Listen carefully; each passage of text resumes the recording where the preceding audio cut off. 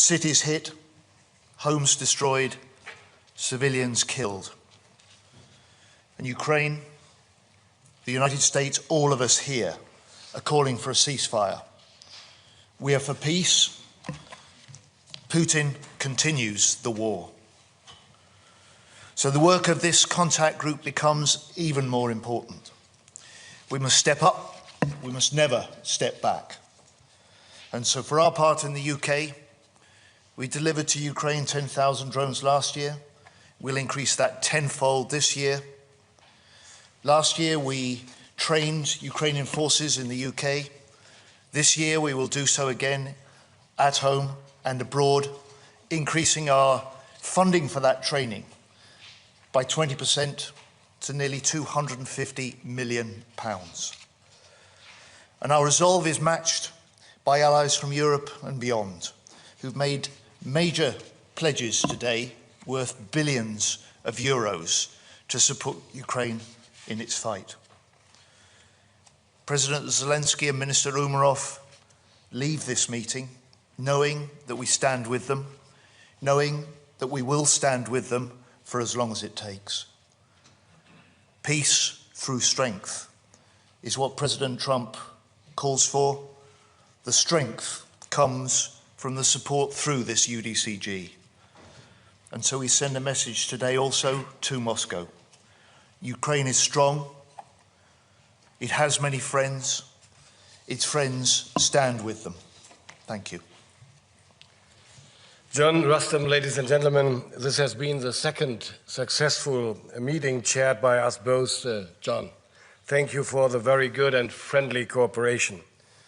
Together with the other supporters of Ukraine, we set a lot of things in motion today. Germany and UK invite all partners to join forces to further develop UDCG.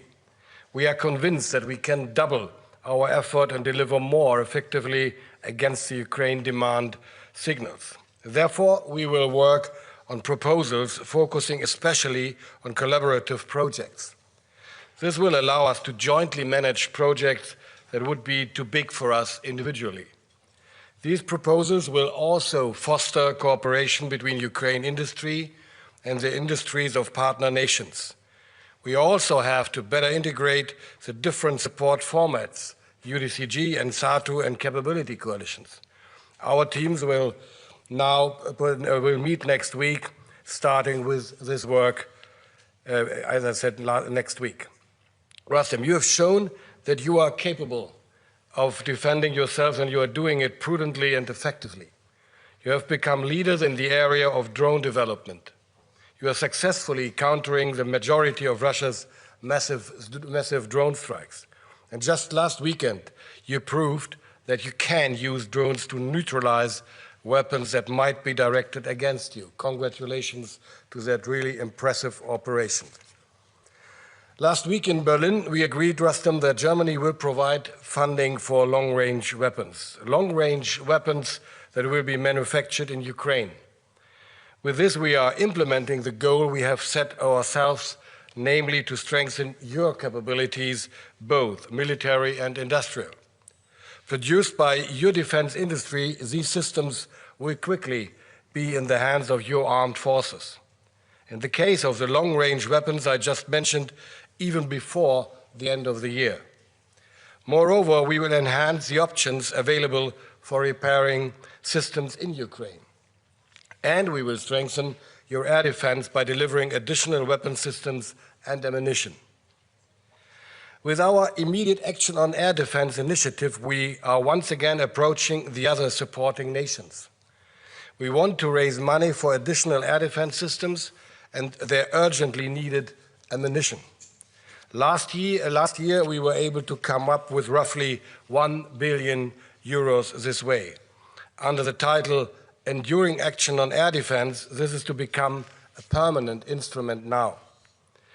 We were also able to find additional countries which will support the build-up of capabilities in electromagnetic warfare. Belgium, Estonia, Italy, Sweden, and Turkey. And this includes capabilities for ensuring friendly communication, reconnaissance and jamming of hostile communication, counter-drone measures. Rustem, this goes out to you in particular. Ukraine can count on all of us. Thank you very much. Thank you. Dear colleagues, today we held a 28th Ukrainian Defense Contact Group meeting. UDCG remains the most important platform for coordinating our international military aid to Ukraine. Our meeting sends an important message to the free world supports Ukraine in its fight for a just and lasting peace. Today's meeting of UDCG marked a new stage in our joint efforts. We always discuss and was today also approached by some of our closest partners who are providing billions in military aid to Ukraine and who are building joint ventures with us and buying from Ukraine industry for Ukraine needs. Our partners came to me and asked if Ukrainian companies could build factories for producing their cutting-edge products in their countries. Ukraine's military needs are the most important factor for us. I always stress this in our conversations with partners, and our partners said that they are willing to fully pay for all the production from these factories, and that our partners will even appropriate more funding for this. We agreed that products produced under Ukrainian license abroad will go to Ukraine so long as the war lasts. We're looking forward to considering all proposals from the interested partner states. We didn't have the name confirmed yet, but we call it for now Rammstein Investment to Industries Initiative, which is a strategic shift. Under this initiative, Ukrainian companies could invest in our UDCG partner countries, and companies from UDCG countries can build their mega factories in Ukraine. We'll build drones, missiles, ammunition, and other weapons together. Ukrainian drones have changed the battlefield, and now they will change how Rammstein countries prepare for future threats. The Rammstein Investment for Industries is a major step forward in building a stronger defense of freedom. We hope that the Rammstein Industries Investment to Industries initiative will be supported through the SAFE program. This is a program from EU that will provide up to 150 billion euros for weapons production. Our partners are ready to move ahead. This is a win-win for everyone. Ukrainian companies can invest in Europe, and European companies or Euro-Atlantic companies can build their factories in Ukraine. Ukrainian companies, of course, will gain access to financing, advanced technologies, and new production sites, and strategic partnerships with leading global players. Our allies will have the opportunity to build their industrial strengths, but with all weapons supplied to Ukraine. Together, we are not only defending freedom, we are shaping the future of Rammstein defense. I'm grateful to all the countries who have recently announced new military aid packages to support our fight for freedom and peace. I'm grateful to my very good friend, Secretary Healy, and Minister Pistorius for organizing this Rammstein meeting. Peace in Ukraine must be just, lasting, and protected by international unity. Together, we are working to achieve this through the Rammstein Investment to Industries initiative and other ways. Thank you, our partners, for stepping up your support. Our unity brings a just peace closer. Thank you very, very much. Thank you very much, Secretary of State Healy, Minister Pistorius, Minister Umerov. We'll now take questions. The first question is to Roxolana Lisovska from the Ukrainian Public Broadcaster. Thank you. My question for both of us and Secretary Healy and Minister Pistorius. So on May 10, the leaders of the coalition of willing agreed the framework of sanctions against Russia in case if Russia slows down the peace talks. So in the past few weeks, Russia hasn't shown any really interest in negotiations. Should we expect those sanctions to be applied? And if yes, when? And also, I have to ask, were Britain and Germany aware of Operation Spider's Web, and how can you assess it? Well, to begin with the second question, there is no answer as far as Germany is concerned. I really admired what they were doing over there, but it's not my role to give a comment on that. So I'm sorry for that.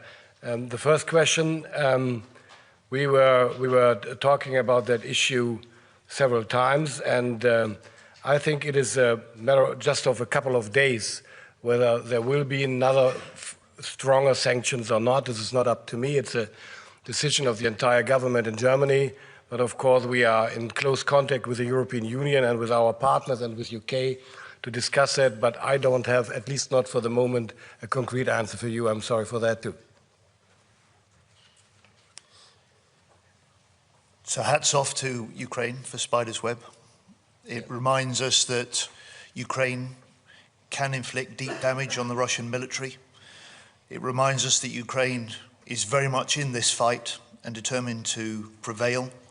And we, as the nations standing with Ukraine, are determined to support in whatever ways that we can.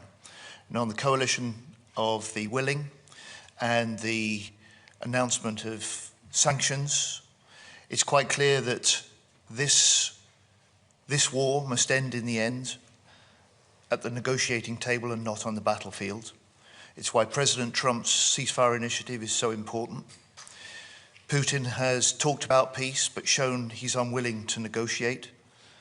And so more pressure must be brought on Moscow to come to the negotiating table, to negotiate seriously, because Ukraine has demonstrated it stands willing for peace.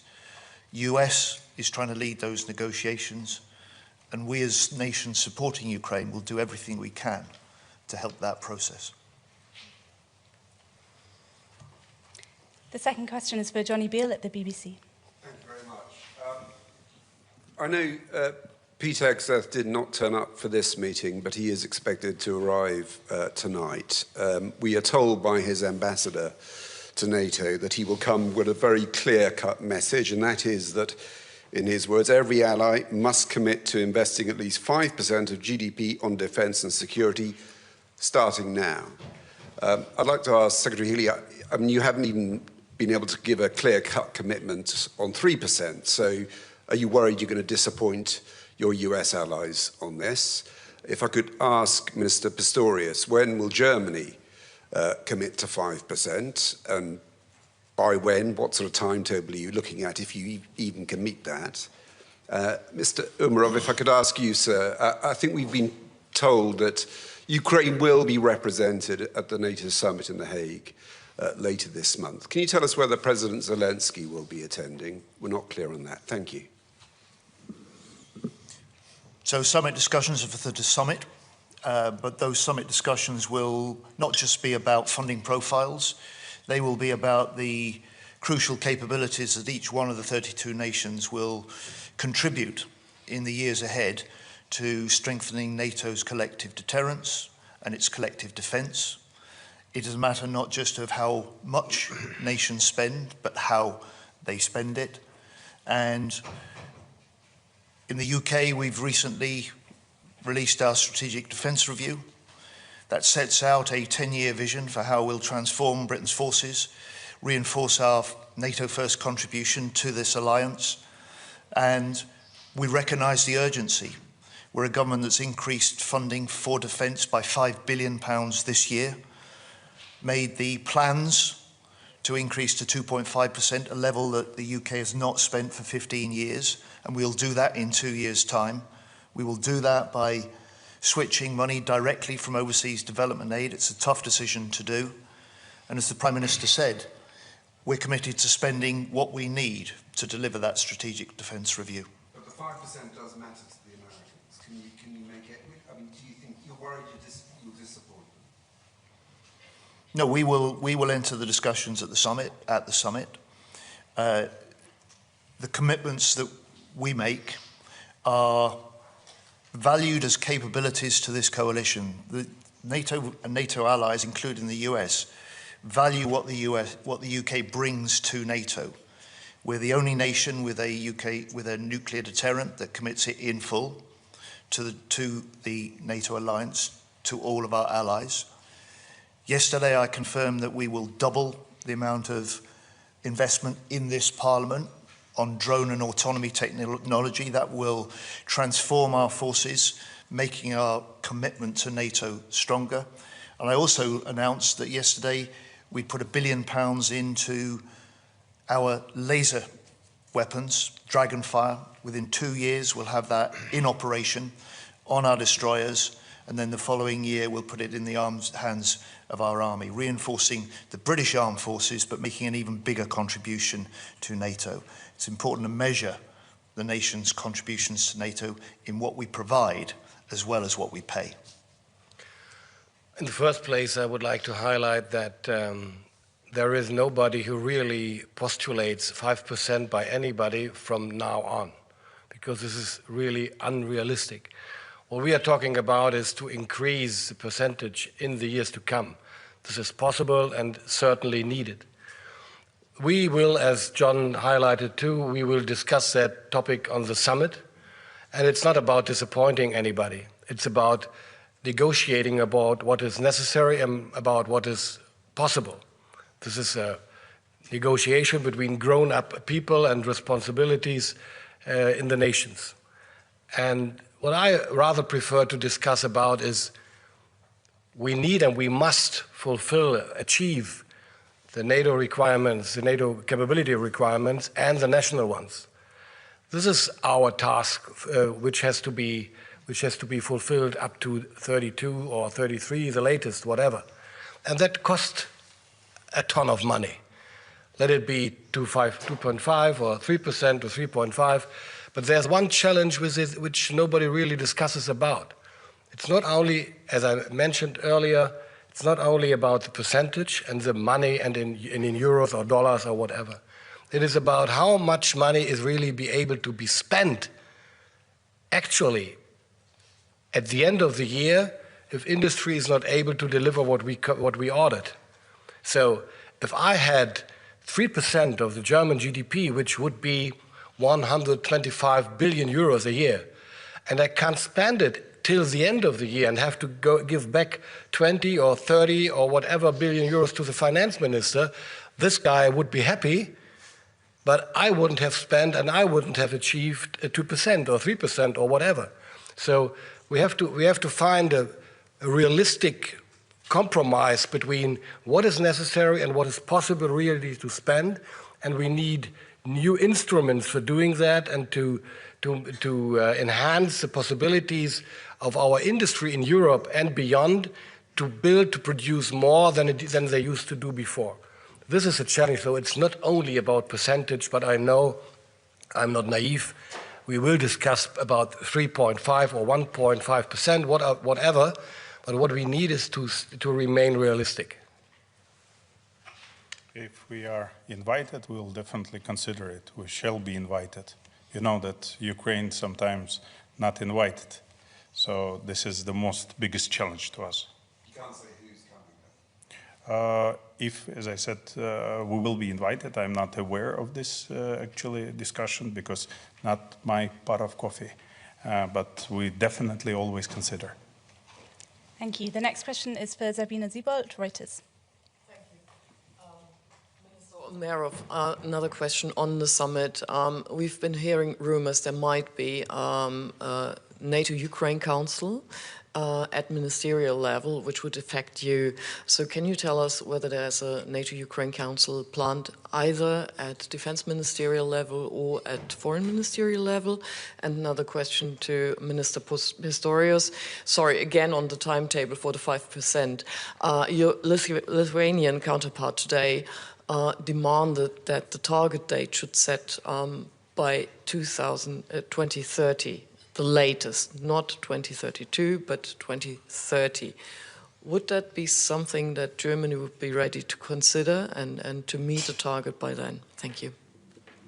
Well, I would rather prefer not to give an assessment to public statements of my very valued colleague from Lithuania, because this is not about Lithuania or any other state in the Baltics or on the eastern flank. I know the special effectiveness of what is going on in the world, but still, whether we will achieve 3.5% plus X in the year 2030 or 2032 is not really the most relevant question, to be honest. NATO-Ukrainian Council hopefully will be made tomorrow on a ministerial level, and I'm planning to attend it. Thank you. And the NATO summit? NATO summit, I cannot comment. Thank you. The next question is for Kat Nealon of The Observer. Thank you. Defence Secretary, the Strategic Defence Review talks a lot about cyber threats, and you talked about how many the UK has seen. Do you think that we're now at the point where we need greater clarity over whether that type of threat should warrant an Article 5 response? And to the other two ministers, when the Strategic Defence Review was published, there was an expectation that there would be some time for it to be digested in capitals around Europe. Have you had a chance to look at it, and what is your view of that?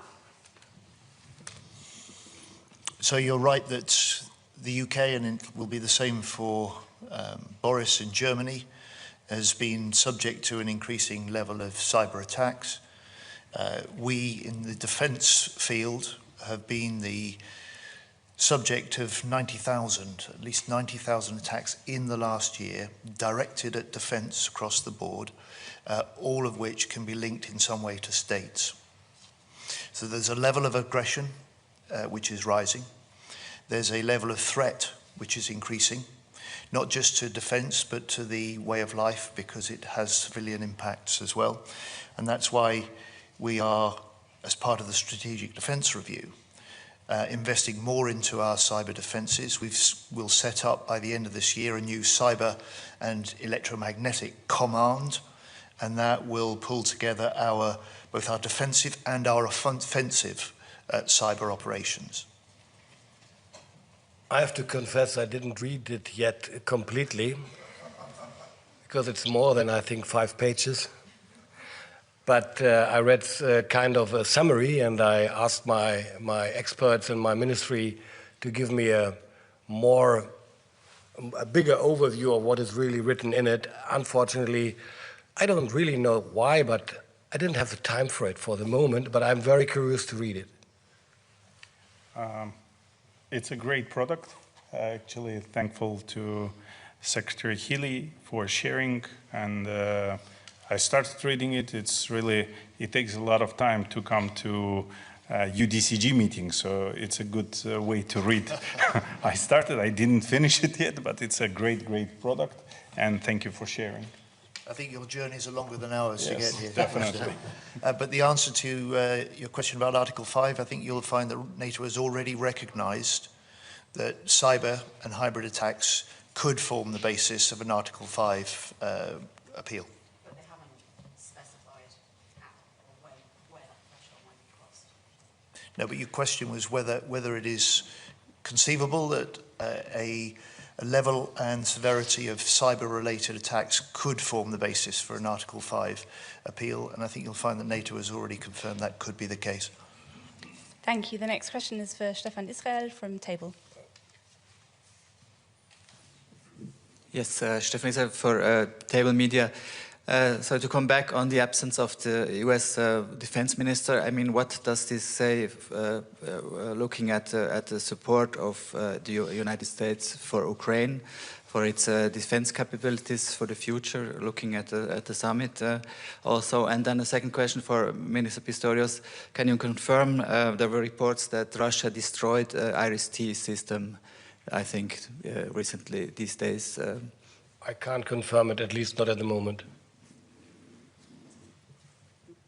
Oh, look, the American challenge to the European nations is clear.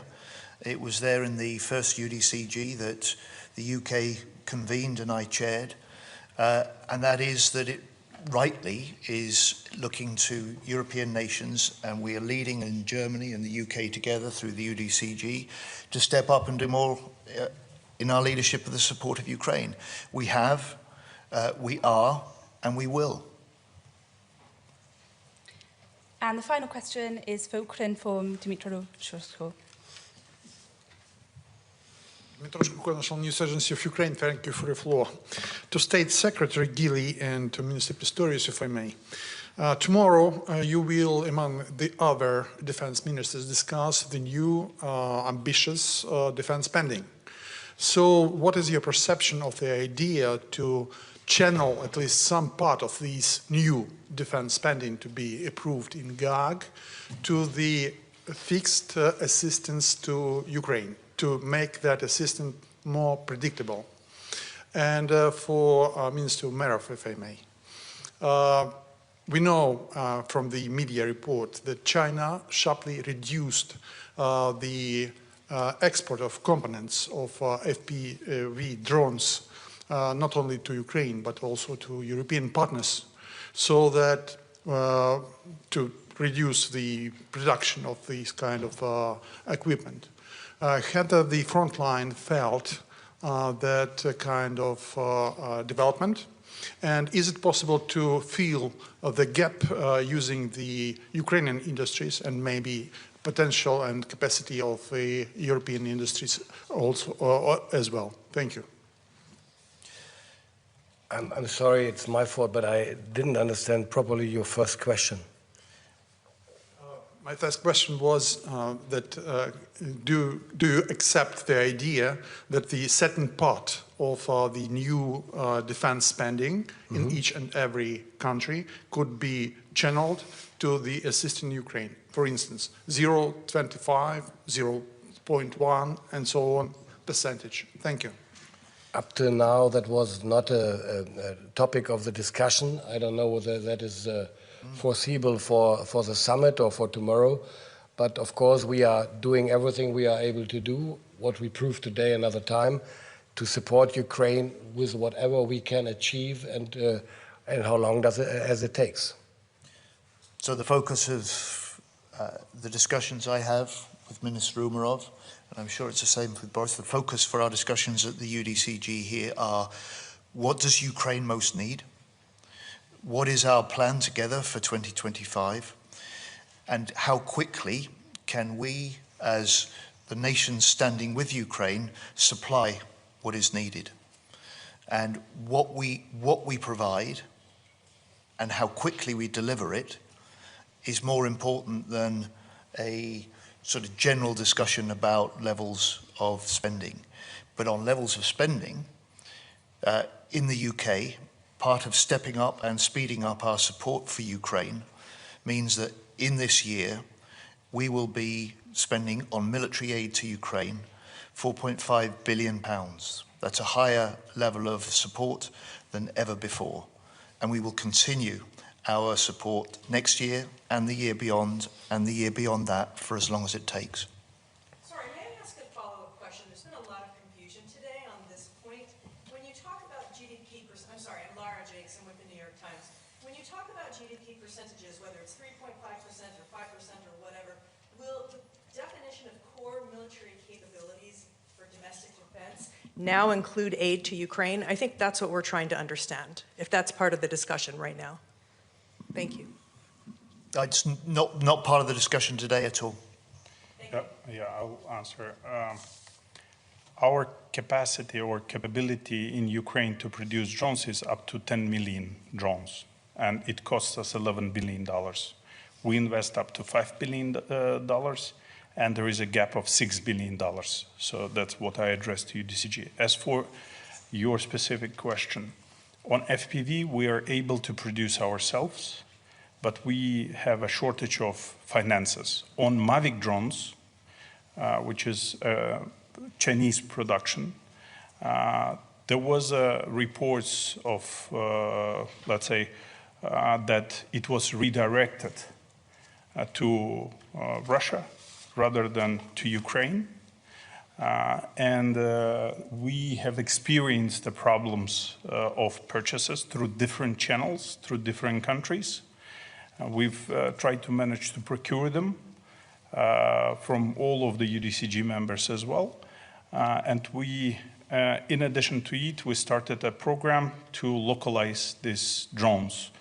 We achieved it in several months, but before, from the time they start redirecting it, we had experienced problems, but now we have Ukrainian-made, let's say, products that we are procuring and closing the gap. Thank you. Thank you very much. That concludes this press conference. Thank you all. Thank you, Ministers. John? Thank you.